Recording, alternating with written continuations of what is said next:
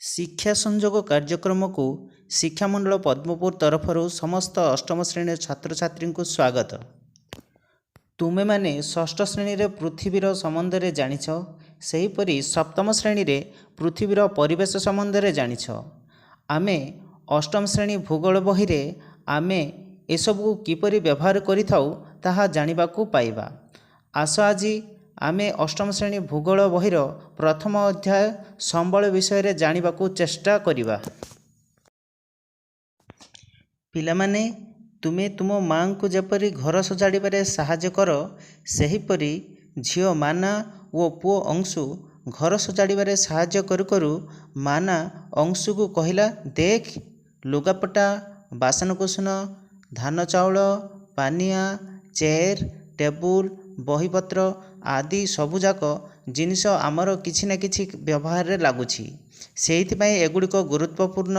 ମା କହିଲେ, ଏଗୁଡ଼ିକ ହିଁ ସମ୍ବଳ। ତୁମେ ଚାରିଆଡ଼କୁ ଲକ୍ଷ୍ୟ କଲେ ବିଭିନ୍ନ ପ୍ରକାର ସମ୍ବଳ ସମ୍ବନ୍ଧରେ ଜାଣିପାରିବ। ଯେପରି ଶୋଷ ମେଣ୍ଟାଇବା ପାଇଁ ପିଉଥିବା ଜଳ, ଘରକୁ ଆଲୋକିତ କରିବା ପାଇଁ ବ୍ୟବହୃତ ବିଦ୍ୟୁତ୍ ଶକ୍ତି, ତୁମେ ସ୍କୁଲକୁ ଯିବା ପାଇଁ ଚଢ଼ୁଥିବା ସାଇକେଲ, ଜ୍ଞାନ ଆହରଣ ପାଇଁ ପଢ଼ୁଥିବା ପୁସ୍ତକ ଆଦି ସବୁଯାକ ହିଁ ସମ୍ବଳ। ଆଜି ତୁମ ପାଇଁ ମୁଁ ଘରେ ସ୍ୱାଦିଷ୍ଟ ଘାଣ୍ଟ ତରକାରୀ କରିଛି। ଏଥିରେ ପଡ଼ିଥିବା ସବୁଜ ପନିପରିବା ମଧ୍ୟ ଗୋଟିଏ ସମ୍ବଳ ଅଟେ।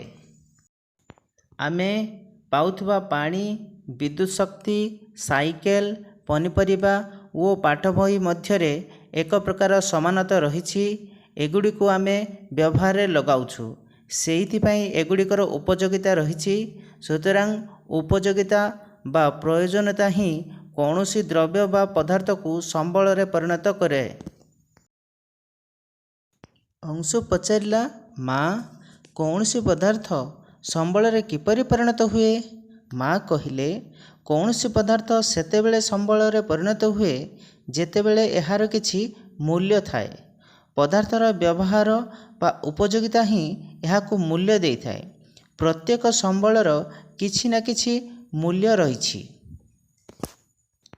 ଯେପରି କିଛି ପଦାର୍ଥର ଆର୍ଥିକ ମୂଲ୍ୟ ରହିଥିବା ବେଳେ କିଛି ପଦାର୍ଥର ଆର୍ଥିକ ମୂଲ୍ୟ ନଥାଏ। ଉଦାହରଣ ସ୍ୱରୂପ, ଧାତବ ପଦାର୍ଥର ଆର୍ଥିକ ମୂଲ୍ୟ ଥିବା ସକାଶେ ଏହା ମୂଲ୍ୟ ଥିବା ସମ୍ବଳ। ସୌନ୍ଦର୍ଯ୍ୟପୂର୍ଣ୍ଣ ଭୂମିରୂପ, ମାଆର ସ୍ନେହ ମମତା, ଉତ୍ତମ ବ୍ୟବହାର ମୂଲ୍ୟ ନଥାଇ ମଧ୍ୟ ଅମୂଲ୍ୟ ସମ୍ପଦ ଅଟେ। ତେବେ ଉଭୟ ପ୍ରକାର ସମ୍ବଳ ଗୁରୁତ୍ୱ ରହିଛି ଏବଂ ଉଭୟ ହିଁ ମଣିଷର ଆବଶ୍ୟକତା ପୂରଣ କରିଥାନ୍ତି। ଏହିପରି କେତେକ ସମ୍ବଳ ସମୟର ଅଗ୍ରଗତି ସହ ଆର୍ଥିକ ମୂଲ୍ୟଯୁକ୍ତ ହୋଇଥାନ୍ତି। ଉଦାହରଣ ସ୍ୱରୂପ, ଜେଜେମାଙ୍କ ଜଡ଼ିବୁଟି ଔଷଧର ଏବେ କୌଣସି ବଜାର ମୂଲ୍ୟ ନାହିଁ। ତେବେ ଏଗୁଡ଼ିକ ଯଦି ପେଟେଣ୍ଟଯୁକ୍ତ ହୁଏ ଏବଂ କୌଣସି ମେଡ଼ିକାଲ ଫାର୍ମରେ ବିକ୍ରି କରାଯାଏ, ତାହେଲେ ଏଗୁଡ଼ିକ ଆର୍ଥିକ ମୂଲ୍ୟ ଯୁକ୍ତ ହେବ। ହେଲେ ଆମେ ଏବେ ପେଟେଣ୍ଟ କ'ଣ ଜାଣିବା। ପେଟେଣ୍ଟ କହିଲେ କୌଣସି ଦ୍ରବ୍ୟ ନିର୍ମାଣ ପ୍ରଣାଳୀକୁ ପଞ୍ଜୀକୃତ କରିବା ସହ ତା'ର ମାଲିକାନା ହାସଲ କରିବା ପ୍ରକ୍ରିୟାକୁ ହିଁ ପେଟେଣ୍ଟ କୁହାଯାଏ। ସମୟ ଓ ପ୍ରଯୁକ୍ତି ବିଦ୍ୟା କୌଣସି ଦ୍ରବ୍ୟକୁ ସମ୍ବଳରେ ପରିଣତ କରିପାରେ। ଏହି ଦୁଇଟି ଯାକ ମଣିଷର ଆବଶ୍ୟକତା ସହ ସମ୍ପର୍କିତ। ଲୋକମାନେ ନିଜେ ହିଁ ସବୁଠାରୁ ଗୁରୁତ୍ୱପୂର୍ଣ୍ଣ ସମ୍ବଳ ଅଟନ୍ତି। କାରଣ ଆମମାନଙ୍କର ପରିକଳ୍ପନା, ଜ୍ଞାନ, ଆବିଷ୍କାର ଓ ଉଦ୍ଭାବନ ହିଁ ନୂତନ ସମ୍ବଳ ସୃଷ୍ଟି କରିବାରେ ସହାୟକ ହୋଇଅଛି। ଯେପରି ନିଆଁର ଆବିଷ୍କାର ଓ ଚକର ଉଦ୍ଭାବନ ସମୟାନୁକ୍ରମେ ସମ୍ବଳରେ ପରିଣତ ହେବାବେଳେ ଜଳ ବିଦ୍ୟୁତ୍ ଉତ୍ପାଦନ ପ୍ରଯୁକ୍ତି ବିଦ୍ୟା ମାଧ୍ୟମରେ ଜଳ ସ୍ରୋତକୁ ସମ୍ବଳରେ ପରିଣତ କରିପାରିଛି।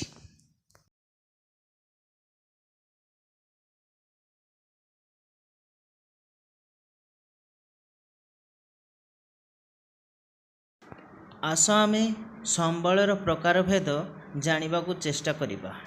ସମସ୍ତ ସମ୍ବଳକୁ ସାଧାରଣତଃ ତିନି ଭାଗରେ ବିଭକ୍ତ କରାଯାଇଛି। ପ୍ରଥମଟି ପ୍ରାକୃତିକ ସମ୍ବଳ, ଦ୍ୱିତୀୟଟି ମାନବକୃତ ସମ୍ବଳ ଓ ତୃତୀୟଟି ମାନବ ସମ୍ବଳ। ପ୍ରାକୃତିକ ସମ୍ବଳ ପ୍ରକୃତି ପରିବେଶରୁ ମିଳୁଥିବା ତଥା ଆବଶ୍ୟକ ସ୍ଥଳେ ସାମାନ୍ୟ ପରିବର୍ତ୍ତନ ଦ୍ୱାରା ବ୍ୟବହାର ଉପଯୋଗୀ ପଦାର୍ଥ ବା ଉତ୍ପାଦନକୁ ପ୍ରାକୃତିକ ସମ୍ବଳ କୁହାଯାଏ। ଶ୍ୱାସକ୍ରିୟାରେ ବ୍ୟବହୃତ ପବନ, ସୂର୍ଯ୍ୟ ରଶ୍ମି, ନଦୀ, ହ୍ରଦର ଜଳ, ମୃତ୍ତିକା, ଖଣିଜ ପଦାର୍ଥ ଆଦି ସବୁ ପ୍ରାକୃତିକ ସମ୍ପଦ ଅଟେ। ଏଗୁଡ଼ିକ ମଧ୍ୟରୁ କେତେକ ଆମେ ସିଧାସଳଖ ଭାବେ ବ୍ୟବହାର କରୁଥିବା ବେଳେ କେତେକ ଆମମାନଙ୍କର ପ୍ରଯୁକ୍ତି ବିଦ୍ୟା ଓ ବିଭିନ୍ନ ଯନ୍ତ୍ରପାତି ଦ୍ୱାରା ଆମେ ତାହାକୁ ସମ୍ବଳରେ ପରିବର୍ତ୍ତନ କରିଥାଉ। ପ୍ରାକୃତିକ ସମ୍ପଦ ତଥା ସମ୍ବଳକୁ ଚାରି ଭାଗରେ ବିଭକ୍ତ କରାଯାଇଛି। ପ୍ରଥମଟି ହେଲା ବିକାଶ ସ୍ତର ଓ ବ୍ୟବହାର, ଦ୍ୱିତୀୟଟି ଉତ୍ପତ୍ତି, ତୃତୀୟଟି ଗଚ୍ଛିତର ପରିମାଣ ଏବଂ ଚତୁର୍ଥଟି ବଣ୍ଟନ। ବିକାଶ ତଥା ବ୍ୟବହାର ଦୃଷ୍ଟିରୁ ସମ୍ବଳକୁ ଦୁଇ ଭାଗରେ ବିଭକ୍ତ କରାଯାଇଛି, ଯଥା ପ୍ରକୃତ ସମ୍ବଳ ଓ ପ୍ରଚ୍ଛନ୍ନ ସମ୍ବଳ। ଯେଉଁ ସମ୍ବଳଗୁଡ଼ିକର ପରିମାଣ ଜଣାପଡ଼ିଛି ସେଗୁଡ଼ିକୁ ପ୍ରକୃତ ସମ୍ବଳ କୁହାଯାଏ। ବର୍ତ୍ତମାନ ଏହି ସମ୍ବଳଗୁଡ଼ିକର ବ୍ୟବହାର କରାଯାଉଛି, ତେଣୁ ସେଗୁଡ଼ିକୁ ବିକଶିତ ସମ୍ବଳ ମଧ୍ୟ କୁହାଯାଏ। ଛୋଟନାଗପୁର ମାଳଭୂମି ଅଞ୍ଚଳର ଧାତବ ଖଣିଜ ଦ୍ରବ୍ୟ, ତାଳଚେର ଅଞ୍ଚଳର କୋଇଲା, ଉପକୂଳବର୍ତ୍ତୀ ସମତଳ ଭୂମିର ଉର୍ବର ମୃତ୍ତିକା ଆଦି ପ୍ରକୃତ ସମ୍ବଳର ଗୋଟିଏ ଉଦାହରଣ। ସେହିପରି ଯେଉଁ ସମ୍ବଳଗୁଡ଼ିକର ସଠିକ୍ ପରିମାଣ ଜଣା ନାହିଁ ଏବଂ ଏବେ ସୁଦ୍ଧା ବ୍ୟବହାରରେ ଲାଗିନାହିଁ ସେଗୁଡ଼ିକୁ ପ୍ରଚ୍ଛନ୍ନ ସମ୍ବଳ କୁହାଯାଏ। ଏଗୁଡ଼ିକୁ ଭବିଷ୍ୟତରେ ବ୍ୟବହାର କରାଯାଇପାରେ। ବର୍ତ୍ତମାନ ଉପଲବ୍ଧ ପ୍ରଯୁକ୍ତି ବିଦ୍ୟା ଦ୍ୱାରା ଏହି ସମ୍ବଳକୁ ସହଜରେ ବ୍ୟବହାର ଉପଯୋଗୀ କରିହେଉନାହିଁ। ଉଦାହରଣ ସ୍ୱରୂପ ଲଦାଖରେ ଥିବା ୟୁରାନିୟମ୍ ଏକ ପ୍ରଚ୍ଛନ୍ନ ସମ୍ବଳର ଉଦାହରଣ, ଯାହା ଭବିଷ୍ୟତରେ ବ୍ୟବହାର କରିବା ଲାଗି ହୋଇପାରେ। ସେହିପରି ସମୁଦ୍ର ଜଳରେ ଦ୍ରବୀଭୂତ ହଜାର ହଜାର ଟନ୍ ସୁନା, ରୂପା ମୂଲ୍ୟବାନ ଧାତୁ ଏଥିରୁ ଅଲଗା କରି ବ୍ୟବହାର କରିବା ଉପଯୋଗୀ କରିବାର ଜ୍ଞାନକୌଶଳ ଏବେ ସୁଦ୍ଧା ବିକଶିତ ହୋଇନାହିଁ। ତେଣୁ ଏହା ପ୍ରଚ୍ଛନ୍ନ ସମ୍ବଳର ଶ୍ରେଣୀଭୁକ୍ତ ଅଟେ। ବେଗଶାଳୀ ପବନ 200 ବର୍ଷ ପୂର୍ବେ ଏକ ପ୍ରଚ୍ଛନ୍ନ ସମ୍ବଳ ଥିଲା। ଏବେ ଏହା ପ୍ରକୃତ ସମ୍ବଳ ଶ୍ରେଣୀଭୁକ୍ତ। ପବନ କଳ ଦ୍ୱାରା ଶକ୍ତି ଉତ୍ପନ୍ନ କରିବାରେ ନେଦରଲ୍ୟାଣ୍ଡ ଏକ ଅଗ୍ରଣୀ ଦେଶ। ଆମ ଦେଶର ଗୁଜରାଟର ଉପକୂଳ ଓ ତାମିଲନାଡୁର ନାଗରକୋଏଲ ମଧ୍ୟ ପବନ କଳ ସାହାଯ୍ୟରେ ଅଳ୍ପ ପରିମାଣରେ ଶକ୍ତି ଉତ୍ପନ୍ନ କରାଯାଉଛି। ଉତ୍ପତ୍ତି ଦୃଷ୍ଟିରୁ ସମ୍ବଳକୁ ଦୁଇ ଭାଗରେ ବିଭକ୍ତ କରାଯାଇଛି। ଗୋଟିଏ ହେଲା ଜୈବ, ଅନ୍ୟଟି ହେଲା ଅଜୈବ। ଜୈବ ସମ୍ବଳ ହେଉଛନ୍ତି ସଜୀବମାନେ ଏବଂ ଅଜୈବ ସମ୍ବଳ ଗୁଡ଼ିକ ହେଲେ ନିର୍ଜୀବମାନେ। ଜୈବ ସମ୍ବଳରେ ସମସ୍ତ ପ୍ରାଣୀ ଓ ଉଦ୍ଭିଦ ଅନ୍ତର୍ଗତ ଏବଂ ଅଜୈବ ସମ୍ବଳରେ ଶିଳା, ମୃତ୍ତିକା, ଖଣିଜ ଦ୍ରବ୍ୟ, ଜଳ, ବାୟୁ ଇତ୍ୟାଦି। ସମସ୍ତ ପ୍ରାକୃତିକ ସମ୍ବଳକୁ ଦୁଇ ଭାଗରେ ବିଭକ୍ତ କରାଯାଇଛି। ଗୋଟିଏ ହେଲା ନବୀକରଣ ଯୋଗ୍ୟ, ଅନ୍ୟଟି ହେଲା ନବୀକରଣ ଅଯୋଗ୍ୟ। ନବୀକରଣ ଯୋଗ୍ୟ ସମ୍ବଳ ଗୁଡ଼ିକୁ ଶୀଘ୍ର ଭରଣ ହୋଇଥାଏ। ଏଗୁଡ଼ିକ ବ୍ୟବହାର ସତ୍ତ୍ୱେ ପୁନର୍ବାର ପୂରଣ ହୋଇଥାଏ। ଏ ପ୍ରକାର ସମ୍ବଳ ମଧ୍ୟରୁ କେତେକ ଅସରନ୍ତି ଏବଂ ମନୁଷ୍ୟ କାର୍ଯ୍ୟକଳାପ ଦ୍ୱାରା ପ୍ରଭାବିତ ହୁଅନ୍ତି ନାହିଁ, ଯେପରି ସୌର ଓ ପବନ ଶକ୍ତି ଏହାର ଏକ ଉଦାହରଣ। ତେବେ ଜଳ ଓ ମୃତ୍ତିକା ତଥା ଜଙ୍ଗଲ ଭଳି ସମ୍ବଳଗୁଡ଼ିକ ଅସଂଯତ ବ୍ୟବହାର ଫଳରେ ଏଗୁଡ଼ିକର ପରିମାଣ ବା ଭଣ୍ଡାର ହ୍ରାସ ପାଇଥାଏ। ନବୀକରଣ ଅଯୋଗ୍ୟ ସମ୍ବଳ ଗୁଡ଼ିକର ଭଣ୍ଡାର ସୀମିତ। ବ୍ୟବହାର ଯୋଗୁଁ ସମ୍ବଳର ପରିମାଣ ହ୍ରାସ ପାଇଲେ ବା ସରିଗଲେ ପୁନର୍ବାର ଭରଣ ହେବା ପାଇଁ ହଜାର ହଜାର ବର୍ଷ ଲାଗିଥାଏ।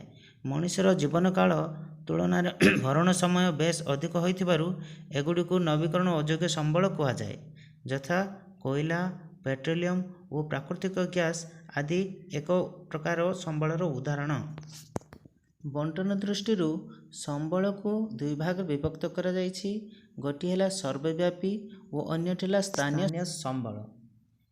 କେତେକ ସମ୍ବଳ ଭୂପୃଷ୍ଠ ସବୁଠାରେ ମିଳିଥାଏ, ସେଥିପାଇଁ ଏଗୁଡ଼ିକୁ ସର୍ବବ୍ୟାପୀ ସମ୍ବଳ କୁହାଯାଏ। ଆମେ ଶ୍ୱାସକ୍ରିୟାରେ ବ୍ୟବହାର କରୁଥିବା ବାୟୁ ଏହାର ଏକ ଉଦାହରଣ। ଅଧିକାଂଶ ସମ୍ବଳ ଭୂପୃଷ୍ଠର ନିର୍ଦ୍ଦିଷ୍ଟ ସ୍ଥାନମାନଙ୍କରେ ମିଳିଥାଏ, ଯଥା ଲୁହା, ତମ୍ବା, ସୁନା, ରୂପା ଭଳି ଖଣିଜ ଦ୍ରବ୍ୟ ଗୁଡ଼ିକ ନିର୍ଦ୍ଦିଷ୍ଟ ସ୍ଥାନରେ ମିଳୁଥିବାରୁ ଏଗୁଡ଼ିକୁ ସ୍ଥାନୀୟ ସମ୍ବଳ କୁହାଯାଏ। ସେହିପରି ପ୍ରାକୃତିକ ସମ୍ପଦର ବିତରଣ ଭୂମିରୂପ, ଜଳବାୟୁ ତଥା ସମୁଦ୍ର ପତନର ଉଚ୍ଚତା ଭଳି ବିଭିନ୍ନ ଭୌତିକ କାରଣ ଉପରେ ନିର୍ଭର କରିଥାଏ। ସ୍ଥାନରୁ ସ୍ଥାନକୁ ଏହି କାରଣଗୁଡ଼ିକ ମଧ୍ୟରେ ଥିବା ପ୍ରଭେଦ ହିଁ ଭୂପୃଷ୍ଠରେ ସମ୍ବଳର ବଣ୍ଟନରେ ଅସମାନତା ଆଣିଥାଏ।